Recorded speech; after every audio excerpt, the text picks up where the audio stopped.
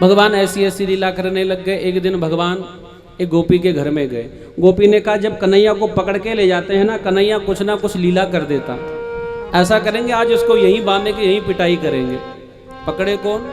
तो एक सखी ने कहा इस काम को हम करेंगे। ठीक है, भगवान चले गए ग्वाल वालों के साथ। जैसे ही भगवान ग्वाल वालों के साथ गए, गोपी झट दे के आ गई। छोटे से भगवान, बड़ी बड़ी गोपी है।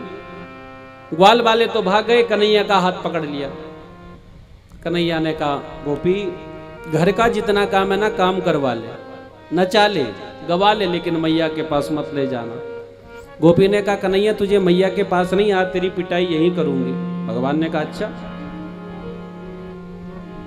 उसी समय लाई रस्सी और भगवान को बांधने लग गई। और बांध तो रही थी लेकिन भगवान की तरफ देख नहीं रही थी। भगवान ने ऐसे करके थोड़ा देख लिया, बस इनकी तो आंखों में जादू है।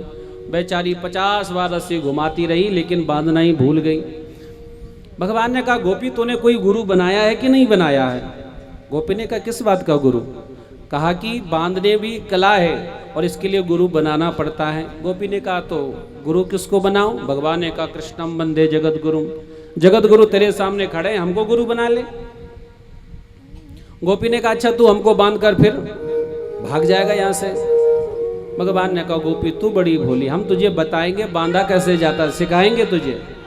जब तू सीख जाएगी तो हमको बांध लेना, पक्की बात। भगवान ने कहा हम कच्ची बात तो कभी करते ही नहीं। बेचारी बातों में आ गई। भगवान ने कहा देख गोपी दोनों हाथ ऐसे कर। उसने ऐसे कर दिए। देख एक रस्सी घुमाई, का बंद गया? नहीं अभी नहीं। दूसरी घुमाई, तीसरी घुमाई और चौथी गर्र दे के गांठ मार दी। सीख गई? उसने कहा हाँ सीख गई। गोपी ने कहा खोलो। भगवान ने कहा क्यों? कहा कि हम तुम्हें बांधने गए। भगवान ने कहा गुरु की विद्या गुरु पे चलाएगी क्या? उसी से मैं ग्वाल वालों को बुलाया, उससे कहा नाच बंदरिया, नाच बंदरिया, पूरा घुमाते रहे।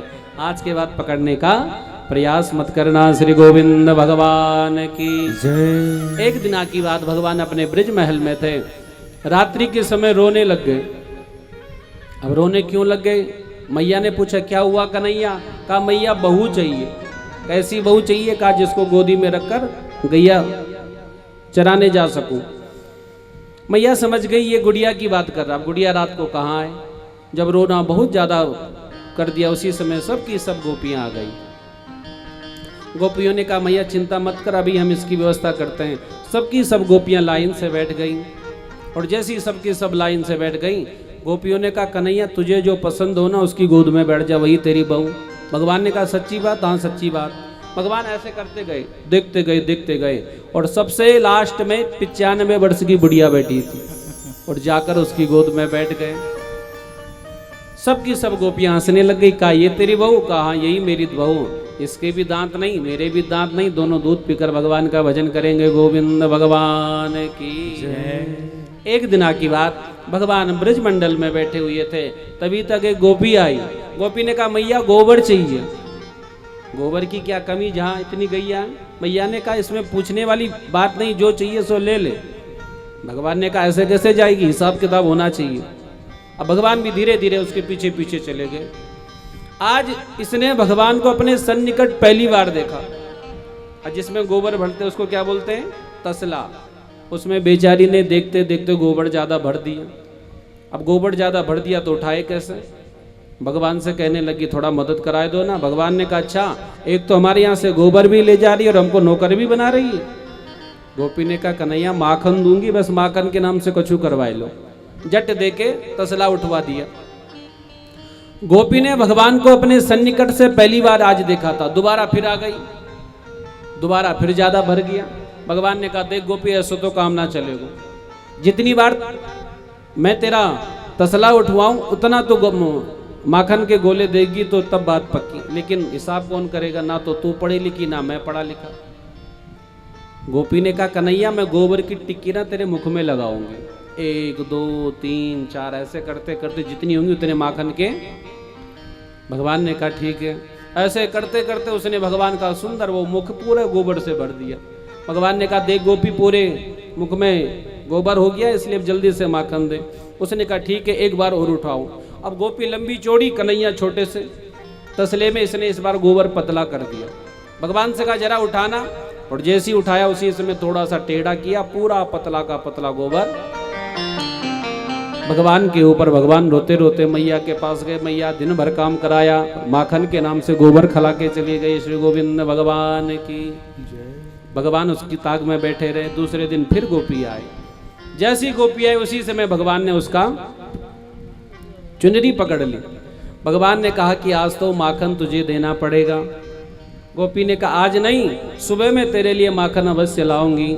और जैसी जाने लगी तो भगवान ने फिर से पकड़ लिया। गोपी ने कहा ओ मेरा छोड़ दे दुपट्टा नंदलाल, मेरा छोड़ दे दुपट्टा नंदलाल, सवेरे माखन लेके आऊंगी।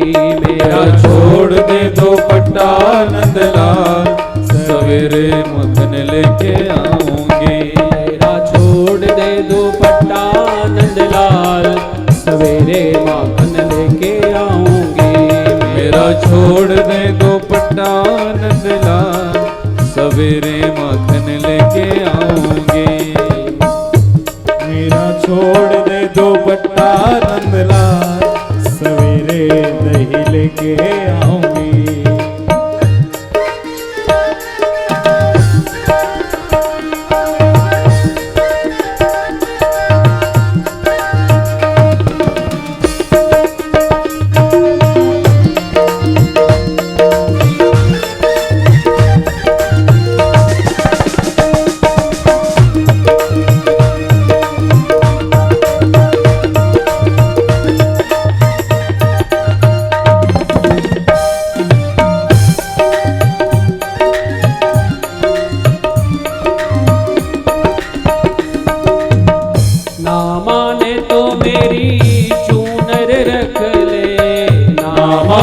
तो मेरी चूनर रख ले। भगवान ने कहा तेरी जो चूनर है इसकी क्या ऐसी विशेषता और तेरी चूनर का मैं क्या करूंगा? चूनर तो हमारे किसी काम की नहीं है। तो गोपी ने कहा या में हीरे जड़े हैं हजार, सवेरे माखन लेके आऊंगी। या में हीरे जड़े हैं हजार, सवेरे माखन लेके आऊंगी। मेरा छोड़ दे दुपट्टा नंदलाल, सवेरे माखन लेके आऊंगी। मेरा छोड़ दे दुपट्टा नंदलाल, सवेरे माखन लेके आऊंगी।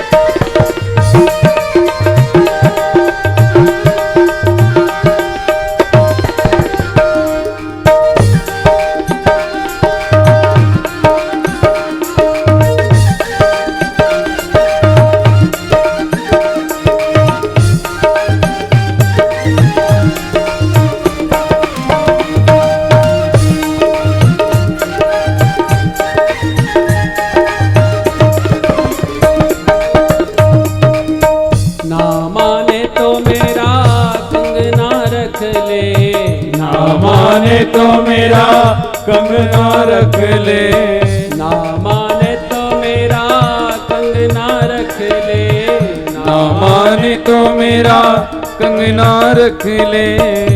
या में मोती लगे हैं हजार, सवेरे माखन लेके आऊंगी। हो या में मोती जड़े हैं हजार, सवेरे माखन लेके आऊंगी।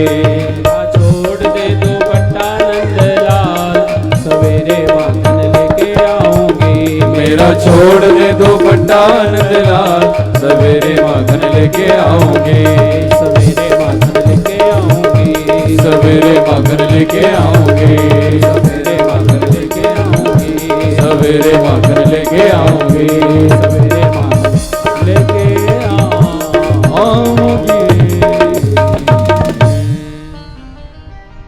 श्री मां जय। इस प्रकार भगवान ने ब्रजमंडल में अनेक सारी लीलाएं की।